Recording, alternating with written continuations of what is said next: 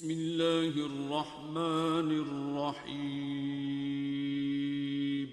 حضرت عمر فاروق رضی اللہ تعالیٰ عنہ فرماتے ہیں کہ ایک مرتبہ ہم حضور نبی کریم صلی اللہ علیہ وآلہ وسلم کی خدمت میں حاضر تھے کہ ایک اعرابی آیا جس کے پاس گوہ تھی۔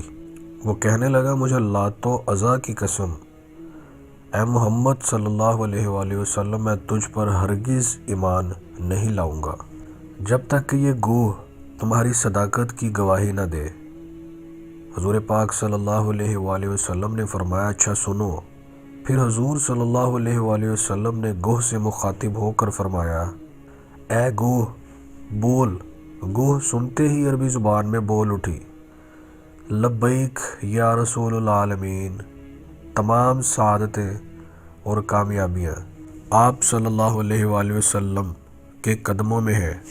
حضور صلی اللہ علیہ وآلہ وسلم نے گوہ سے پوچھا، تم کس کی عبادت کرتی ہو؟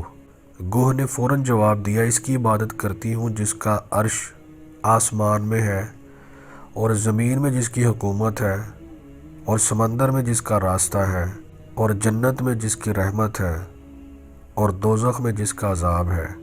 حضور پاک صلی اللہ علیہ وآلہ وسلم نے فرمایا، میں کون ہوں؟